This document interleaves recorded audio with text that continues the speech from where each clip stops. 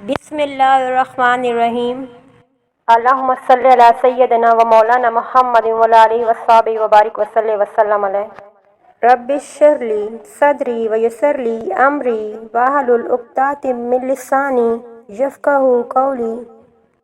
السلام علیکم، آپ دیکھ رہے ہیں اسلام ود رابل۔ حضرت یونس علیہ السلام عراق میں دجلہ کے بائیں کنارے پر آباد شہر موصل میں پیدا ہوئے۔ آپ کا شجرہ نسب حضرت ہود علیہ السلام سے جا ملتا ہے۔ موصل کا جڑواں شہر نینوا تھا، جو کہ 740 قبل مسیح میں اپنے عروج پر تھا۔ اس وقت وہاں انتہائی طاقتور قوم آباد تھی اور نینوا ایک خوشحال شہر تھا جس کی آبادی تقریباً 1 لاکھ یا اس سے زیادہ تھی۔ حضرت یونس علیہ السلام کی عمر مبارک جب 28 سال ہوئی تو اللہ نے انہیں اہل نینوا کی طرف مبعوث فرمایا۔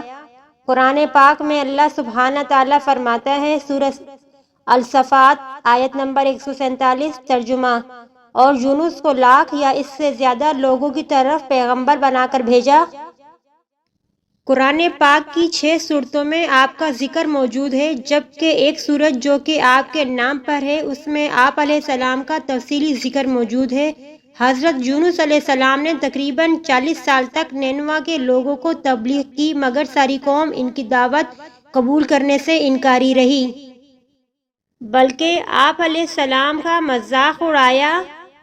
نافرمانیوں اور سرکشی میں اس قوم نے سب کو پیچھے چھوڑ دیا، تو پھر اللہ سبحانہ تعالیٰ نے حضرت یونس علیہ السلام کو وحی بھیجی کہ اپنی قوم کو بتا دو کہ 3 دن کے اندر اندر ان کے شہر میں عذاب آئے گا اور ساری کی ساری قوم ہلاک ہو جائے گی۔ آپ علیہ السلام نے قوم کو اللہ کے حکم سے آگاہ کر دیا تو نینوا کے بزرگ سر جوڑ کر بیٹھ گئے اور یہ فیصلہ کیا کہ چونکہ یونس علیہ السلام نے پوری زندگی کسی سے جھوٹ نہیں بولا، اس لیے ان کی بات کو نظر انداز نہیں کرنا چاہیے۔ اسی لیے انہوں نے حضرت یونس علیہ السلام کے گھر پر پہرا بٹھا دیا کہ جب تک یہ ہم میں رہیں گے عذاب نہیں آئے گا، اور جس رات حضرت یونس علیہ السلام ہجرت کریں گے تو سمجھو کہ اگلی صبح ہی ہم کو عذاب آن گھیرے گا۔ تیسری رات حضرت یونس علیہ السلام بستی سے ہجرت کر گئے اور صبح بستی کے کنارے کھڑے ہو کر عذاب الہی دیکھنے لگے۔ قوم کو پتہ چلا کہ وہ سب اکٹھے ہو گئے، بس دیکھتے ہی دیکھتے بادل آئے اور پھر ان سے کالا دھواں نکلنے لگا جس سے سانس میں دشواری آنے لگی۔ یہ دیکھ کر اہل نینوا حضرت یونس علیہ السلام کو ڈھونڈنے لگے کہ ان کے ہاتھ پر ایمان لے آتے ہیں، نہیں تو یہ عذاب ہمیں ہلاک کر دے گا۔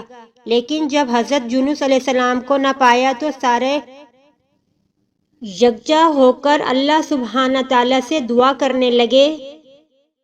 بوڑھے، جوان، عورتیں، بچے سب ایک جگہ ایک دوسرے کو بھول کر توبہ استغفار میں لگ گئے اور وعدہ کیا کہ حضرت یونس علیہ السلام اگر بستی میں آ جائیں گے تو ان کو اللہ کا نبی مان لیں گے۔ اللہ سبحانہ تعالیٰ کو ان کی آبگاہ اور سچی توبہ بہت پسند آئی، جس پر اللہ سبحانہ تعالیٰ نے قوم یونس کو معاف فرما دیا اور عذاب ان سے ٹل گیا۔ اللہ سبحانہ تعالیٰ قرآن پاک میں یوں بیان فرماتے ہیں، سورہ یوسف آیت نمبر 98 ترجمہ: بس کوئی بستی ایسی کیوں نہ ہوئی کہ ایمان لاتی تو اس کا ایمان اسے نفع دیتا، سوائے یونس علیہ السلام کی قوم کے۔ جب وہ ایمان لائی تو ہم نے دنیاوی زندگی میں ان سے رسوائی کا عذاب دور کر دیا اور ایک مدت تک ان کو دنیاوی فوائد سے بہرہ مند رکھا۔ یہ یوم عاشوراء تھا، یعنی 10ویں محرم کا دن تھا۔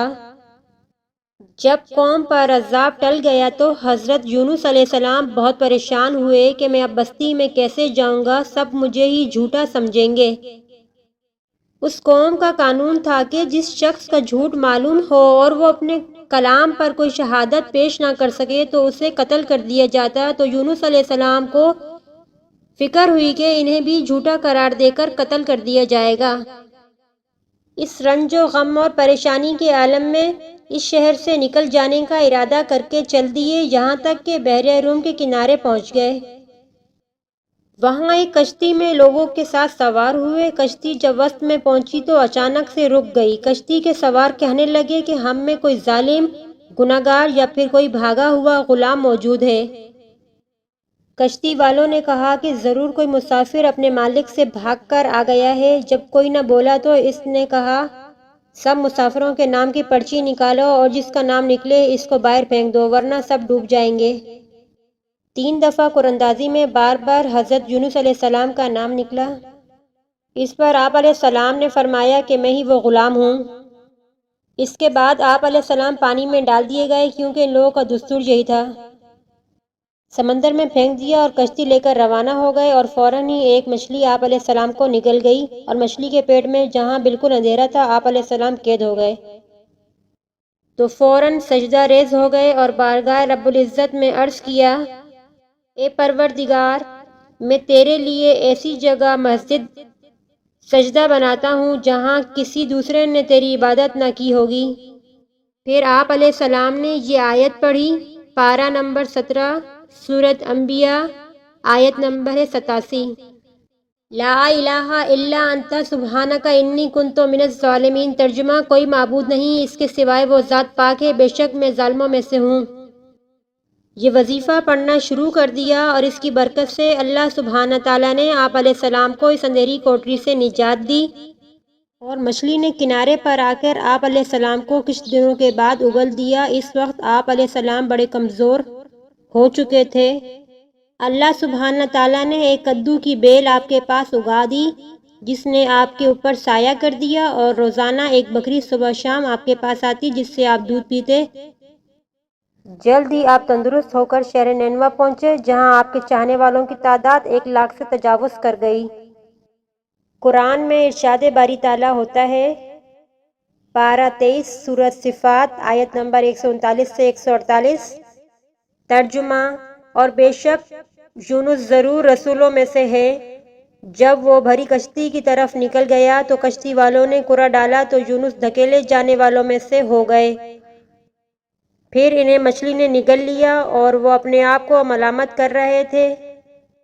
تو اگر وہ تسبیح کرنے والا نہ ہوتا تو ضرور اس دن تک اس مچھلی کے پیٹ میں رہتا جس دن لوگ اٹھائے جائیں گے۔ پھر ہم نے اسے میدان میں ڈال دیا، وہ بیمار تھا اور ہم نے اس پر کدو کا پیڑ اگایا اور ہم نے اس سے 1 لاکھ بلکہ زیادہ آدمیوں کی طرف بھیجا تو وہ ایمان لے آئے تو ہم نے انہیں ایک وقت فائدہ اٹھانے دیا۔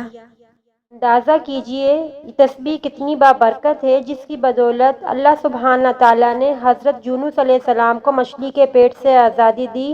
تو کیوں نہ میں اور آپ بھی اس تسبیح کا دن اور رات ورد کیا کریں، توبہ کریں، استغفار کریں، خوب اللہ کی بارگاہ میں گر گڑائیں تو بڑے سے بڑے طوفان ٹل جایا کرتے ہیں، بڑی مصیبتیں دور ہو جایا کرتی ہیں۔ اللہ پاک ہم سب کو عمل کرنے کی توفیق فرمائے۔ آمین ثم آمین۔ آمین لکھنا مت بھولیے گا۔ تسبیح ہے لا الہ الا انت سبحانک انی کنت من الظالمین۔ اب اس سوال کی طرف آتے ہیں کہ حضرت یونس علیہ السلام مچھلی کے پیٹ میں کیسے زندہ رہے؟ انہیں آکسیجن کہاں سے ملتی رہی؟ بعض ماڈرن حضرات اس واقعے کی اصلیت کو شک کی نظر سے دیکھتے ہیں کہ آخر اتنے دن تک آپ علیہ السلام بغیر کھائے پیے چاروں طرف سے بند ایک اندھیری کوٹری میں زندہ کیسے رہے؟ معجزہ ہوتا ہی عقل سے بالاتر ہے جس کو دیکھ کر یا سن کر انسانی عقل دنگ رہ جائے۔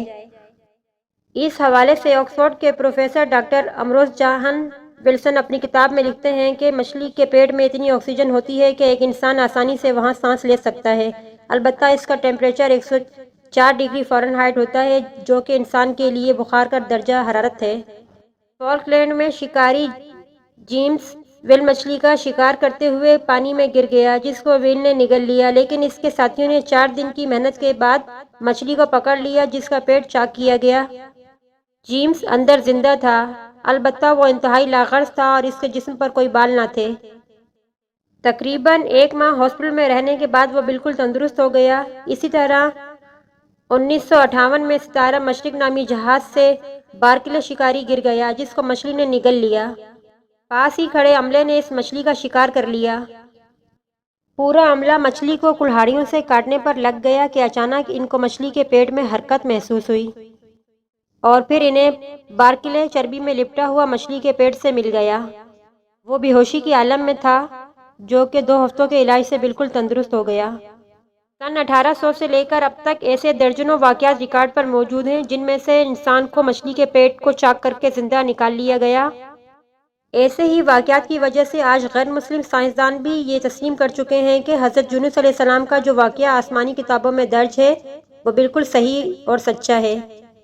ملتے ہیں ایک نئی ویڈیو کے ساتھ، اجازت دیجیے گا اس اپنے پن کے ساتھ کہ اپنا بہت خیال رکھیے گا۔ اللہ حافظ۔